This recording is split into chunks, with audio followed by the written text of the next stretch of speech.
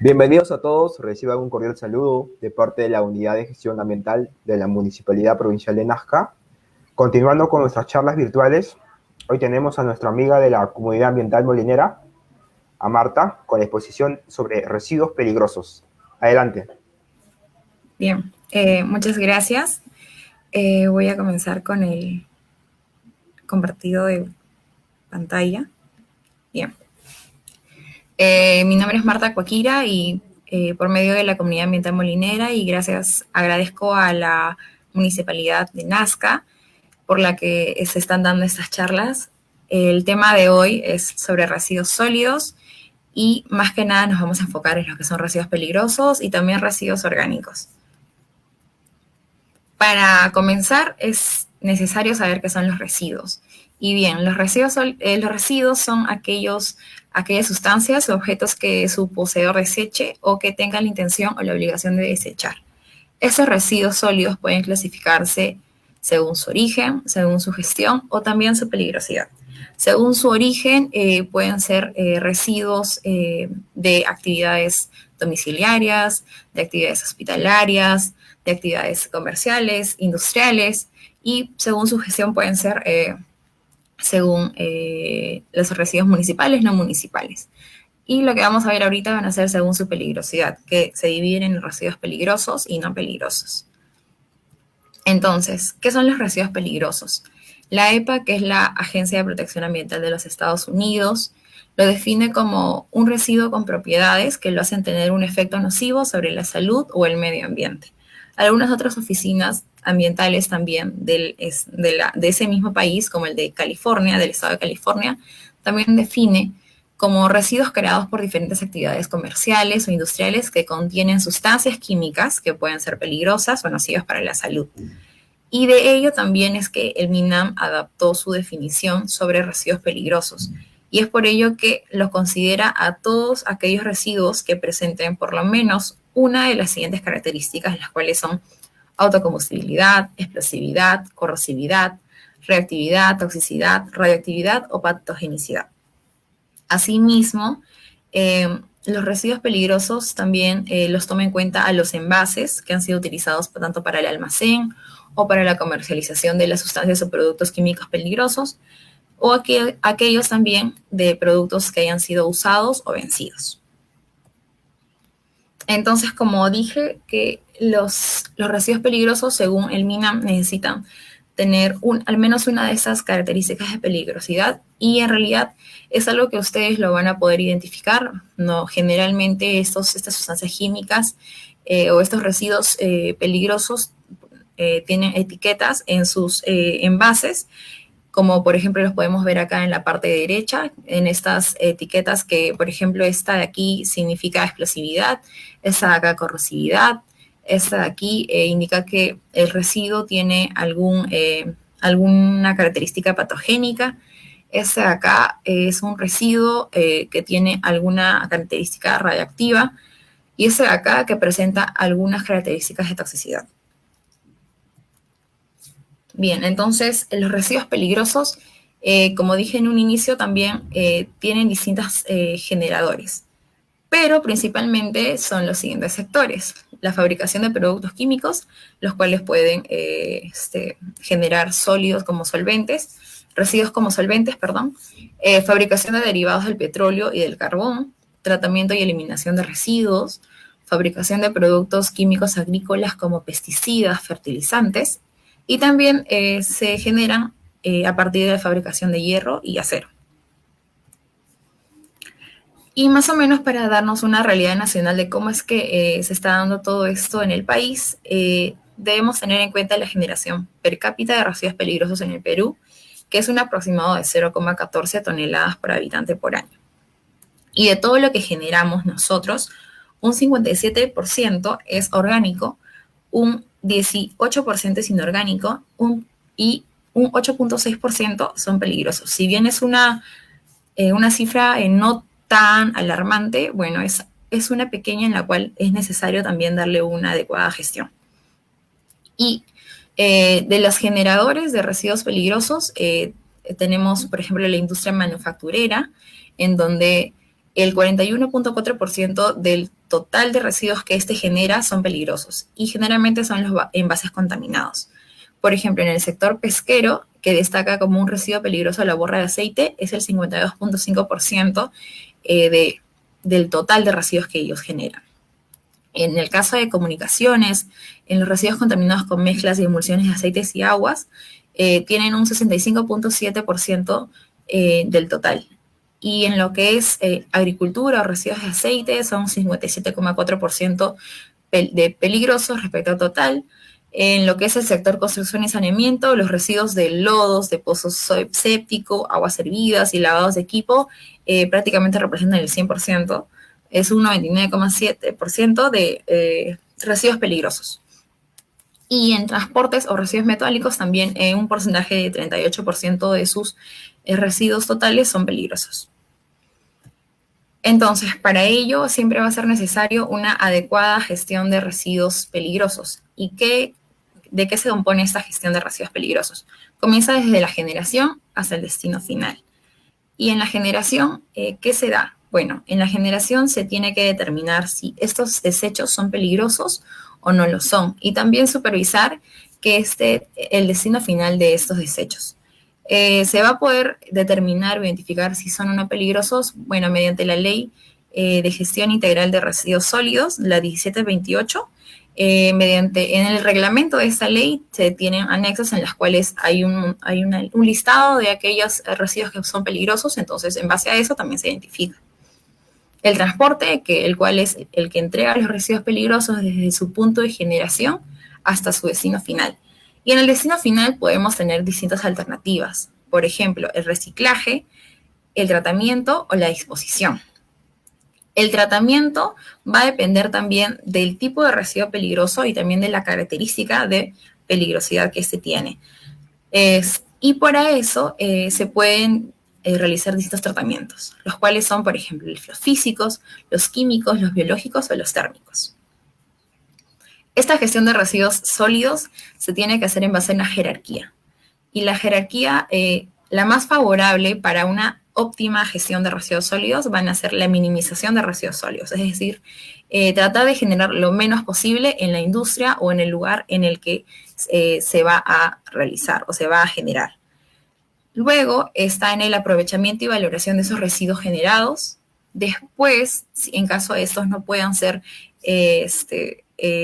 dados, se realiza el tratamiento. Y en caso que no se puedan cumplir con ninguno de los tres anteriores, se tiene que disponer finalmente a los que llamamos rellenos de seguridad o celdas de seguridad. Con respecto al aprovechamiento y valorización de residuos, en residuos peligrosos, una manera de valorizarlos es haciendo la recuperación de los residuos. Tales son recuperación de metales, recuperación de solventes o de otros. Esta pequeña tabla que tenemos acá es del año 2011 de la EPA, que hizo un conteo de todo el material que se reciclaba en los Estados Unidos. Y como podemos ver, existe un 2.7% del total que se manejó, que se gestionó, y este fue recuperado, fue una recuperación de metales. El 0.5% de otros y el 0.7% del total de residuos peligrosos en forma de solventes. Por su mayoría, la recuperación de solventes usados son en lo que es la acetona, y sobre metales, la recuperación que generalmente se da es en el plomo. En el otro, que es un poco menos favorable que el cual es el tratamiento, como bien dije, se pueden hacer distintos tipos de tratamiento que va a depender de las características del residuo peligroso, y que, por ejemplo, en esta imagen podemos ver uno de esos tipos de tratamiento en una escala un poco más grande que un piloto. Y, por ejemplo, acá, este de aquí es como un ejemplo de estabilización y solidificación de mercurio. Entonces, como dije, la gestión de residuos sólidos y, bueno, en este caso residuos peligrosos, siempre va a tratar de ser la mejor, siempre se va a buscar dar el mejor o un óptimo manejo de estos. Tenemos el ejemplo reciente del manejo de residuos generados durante la atención de pacientes con COVID-19 en establecimientos de salud, en el cual se inició con la clasificación de esos residuos como residuos peligrosos con riesgo biológico, infeccioso, biocontaminados o entre otros. Luego se hizo lo que es la segregación y el depósito de estos puede ser una bolsa roja o una doble bolsa roja, y eso va a depender de sus características también. Luego de eso es el transporte interno, es decir, usar un medio de transporte como un coche, un tacho, con ruedas exclusivas y trasladar los residuos directamente al almacenamiento final. Luego de esto está el almacenamiento, en el cual los residuos deben permanecer el menor tiempo posible en el almacenamiento central y final, es decir, no más de 24 horas.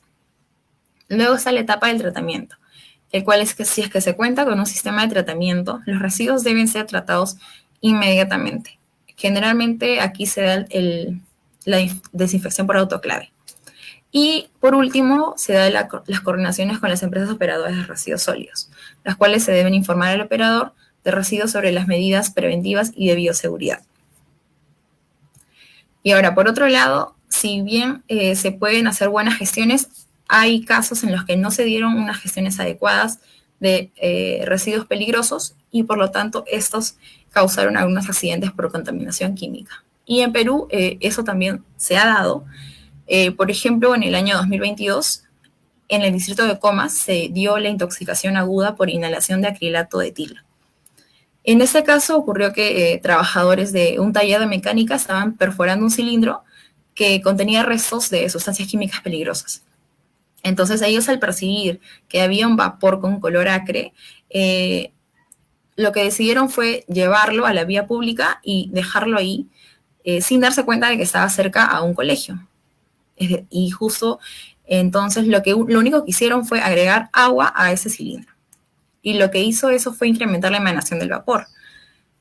¿Qué pasó después? Una hora después de esto se registraron casos de cefalia, irritación ocular y también dolores abdominales, tanto en los alumnos, en las personas que estaban dentro del centro educativo, como en las personas que estaban alrededor de esa vía pública. Y como esos accidentes también se han dado muchos en América Latina. Desafortunadamente hay una escasa información, sin embargo tenemos algunas datas de que entre el año 78 y 85, en la ciudad de Sao Paulo, en el país de Brasil, existieron 90 accidentes, de los cuales el 72% de estos se dieron por petróleo y derivados. En el año entre el 84 y el 85, en México, es decir, en un año solo se registraron 34 accidentes, donde la mayoría fueron asociados con plaguicidas y metales, en donde hubo casos de intoxicación y de muertes. Asimismo, también podemos nosotros ver la cantidad de accidentes registrados mediante una data, la cual se llama, es una página web, la cual se llama Facts, en donde se puede ver la cantidad de accidentes encontrados por país. Esta data ha sido recolectada hasta el 2013. Actualmente no hay una data tan actualizada, pero esta es la que se ha actualizado hasta el año 2013, en donde se registraron hasta ese momento un aproximado de 26.500 accidentes. Y teniendo a Perú con un registro de 21 accidentes. Y que generalmente esos accidentes se debieron, como podemos ver acá en la actividad, por el transporte. Entonces, ¿qué hace para poder mitigar o para poder protegernos de algunos accidentes químicos, para darle una mejor gestión de residuos peligrosos? Lo que se hace son convenios internacionales con algunos, nos suscribimos a convenios internacionales. Tal es el caso del convenio de Basilea, el convenio de Minamata y el convenio de Rotterdam. En el convenio de Basilea es un tratado en el cual se ocupa más exhaustivamente de desechos peligrosos y otros desechos. Nosotros somos miembros de este convenio junto a 169 países. Este convenio tiene por objetivo la protección del medio ambiente y salud humana contra efectos nocivos derivados de la generación, del manejo, de los movimientos transfronterizos y la eliminación de los desechos peligrosos y otros desechos. Cabe resaltar que este convenio de Basilea tiene 14 centros regionales, en las cuales nosotros también somos miembros de uno de ellos, en América Latina. Y ha entrado en vigor a partir del año 1989. El otro convenio es el convenio de Minamata, el cual es el convenio más importante sobre el mercurio. Este fue firmado en el año 2013 por nuestro país. Y lo que establece es una hoja de ruta respecto a la implementación de medidas sobre fuentes de suministro y comercio de mercurio, productos y procesos con mercurio, minería artesanal, emisiones y liberaciones, almacenamiento temporal de mercurio, disposición de residuos y sitios contaminados. El objetivo de este convenio va a ser protección de la salud y el ambiente por la exposición a este contaminante. Y este convenio es uno de los más importantes porque habla exactamente o específicamente sobre el mercurio, el cual es un metal pesado, el cual puede afectar tanto la calidad del agua, calidad del suelo, como la calidad de aire. Si es que nosotros hablamos de la calidad del agua, en forma de metilmercurio, puede ser alimento de distintos peces de los ríos y que de esta manera, por medio de la cadena alimenticia, podría llegar hasta nuestro organismo, lo que podría producir distintas enfermedades hacia nosotros. Y justamente por esto de la contaminación de metilmercurio en los ríos, se pudo ver que 6 de cada 10 pescados consumidos en Puerto Maldonado se registraron con niveles de mercurio superiores al máximo permisible para la salud. Y por último, el convenio de Rotterdam, que es sobre el procedimiento de consentimiento fundamentado previo, aplicable a ciertos plaguicidas y productos químicos peligrosos, objeto de comercio internacional. Nosotros nos ratificamos o firmamos este convenio a partir del año 2005, que de hecho creo que entró en vigor en el 2004. El objetivo de este convenio es promover una responsabilidad compartida y los esfuerzos conjuntos de las partes, o sea, de los países miembros, en temas de comercio internacional, de ciertos productos químicos peligrosos, facilitando el intercambio de información sobre las características de estos productos, estableciendo un proceso nacional de adopción de decisiones sobre su importación y exportación, y asimismo también difundiendo qué es lo que cada país ha decidido en base a esto. Ahora, ya hemos hablado de los residuos peligrosos y de la gestión que se les debe dar. Ahora vamos a hablar sobre los residuos orgánicos, sin embargo, haciendo como una retroalimentación sobre la clasificación de estos residuos sólidos. Los residuos sólidos se podían clasificar según su origen, gestión y peligrosidad. Y como según su origen, mencioné que se podían hacer a través de, son los residuos generados por actividades domiciliarias, comerciales, industriales, agropecuarias, construcción y hospitalarias. Dentro de todos esos residuos generados, hay un gran porcentaje que son residuos orgánicos.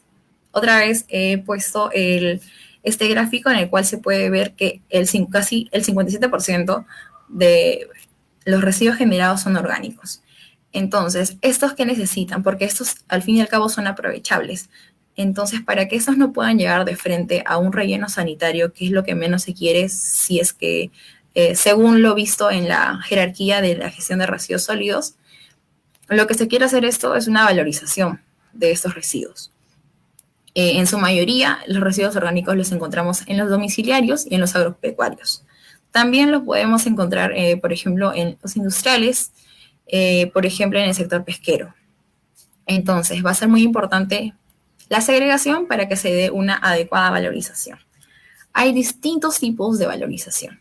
Tal es el caso del compost, de la producción de biochar, la producción de biogás y también la lombricultura. En este caso vamos a hablar un poco más sobre lo que es el compost, la producción del compost y cómo es que desde casa nosotros podemos utilizar o generar este tipo de iniciativas para que de esa manera no generemos tanta basura que va a ser dispuesta a un relleno sanitario. Entonces, como sabemos, el compostaje es un proceso biológico aeróbico, en donde los microorganismos actúan de manera rápida, descomponiendo biodegradablemente para la obtención de ese compost, que es un abono para la agricultura. Este compost tiene distintas ventajas para el suelo. Por ejemplo, mejora su estructura, incrementa su retención de humedad, también aporta muchos nutrientes, favorece el desarrollo de los microorganismos del suelo y mejora también el estado de las plantas. Eso quiere decir que genera resistencias a las plagas, puede generar resistencia a enfermedades e incluso también en las heladas. Ese procedimiento del compostaje es algo mundialmente ya conocido y que si es que nosotros entramos a internet vamos a poder encontrar distintas recetas de cómo hacer compost. No hay una receta única. Por ejemplo, acá he puesto una imagen de una receta que encontré en internet, que es también un poco más casera y lo que sí vamos a tener en cuenta bastante para una buena calidad de compost va a ser la relación carbono-nitrógeno. Entonces, para hacer compost, lo que primero vas a hacer es alistar tus materiales. Como en ese caso, lo que se quiere es hacer un compost casero, se recomienda, por ejemplo, utilizar cajas de madera, unas cajas pequeñas en las cuales puedas almacenar tus residuos orgánicos ya que ya has estado guardándolos por un buen tiempo, ¿no? También vas a necesitar tijeras porque para que esos residuos puedan ser rápidamente biodegradables, lo que se recomienda es tener residuos lo más pequeños posible. Como segundo paso es colocar residuos adecuados. Como bien dije, va a ser muy importante la relación carbono-nitrógeno. Generalmente, la relación carbono-nitrógeno óptima para una buena calidad de compost está entre 25 y 40. Entonces, ¿qué pasa si es que tenemos una relación de carbono-nitrógeno mucho más baja? Eso quiere decir que tenemos mayor fuente de nitrógeno en esa composición de tu compost. Y eso lo que hace es generar altas temperaturas debido a que los microorganismos tienen, digamos que mucho más alimento que biodegradar y eso se convierte en energía calorífica, lo que va a aumentar la temperatura. Y esto también va a generar atracción de moscas, lo que es un indicador que tu compost no está siendo bien hecho. Entonces lo que se quiere es una relación carbono-nitrógeno, pero de 25 a 40, no más. Y 3, controla la humedad y oxígeno de tu compost. Siempre es necesario regar. También es necesario remover cada 2 semanas. ¿Para qué? Para que este compost se pueda oxigenar. Y una vez que si, por ejemplo, tú quieres adicionar poco a poco los residuos orgánicos que vayas almacenando o que vayas generando, cada vez que tú estés adicionando esos residuos, siempre es bueno removerlo para que pueda estar junto con los residuos antiguos. Y en caso, para poder ver la humedad, para poder reconocer la humedad, tienes que hacer, digamos, la prueba del tacto, en la cual ves si es que el material se derrama, es que está muy seco, entonces lo que se quiere es, lo que se tiene que hacer es incorporar el material húmedo. Si es que gotea mucho, eso quiere decir que está muy mojado, entonces lo que se tiene que hacer es colocar un material seco. Y luego hacer como removiendo cada 2 semanas, lo que se tiene que hacer al menos en unos 3 a 5 meses, vas a tener como un resultado un buen compost, ¿no? Y lo que se tiene que hacer es básicamente utilizarlo. Y se han utilizado, hay muchas aplicaciones a nivel mundial incluso, y algunas de las aplicaciones son, por ejemplo, activaciones que se hacen en colegios, ¿no? Lo que se hace es enseñar a cómo hacer compost desde la primaria para que de esta manera los niños puedan tener un poco de sensibilización con respecto a los residuos generados y cómo es que estos pueden ser aprovechados, que puedan tener un mejor punto de vista sobre las tecnologías que se pueden dar en base a los residuos que cada uno genera diariamente y que muchas veces no nos damos cuenta. Y de esta manera también estamos aportando un poco a la sociedad para que estos niños puedan crecer con un punto de vista un poco más amigable con el medio ambiente y que desde pequeños tengan esta responsabilidad.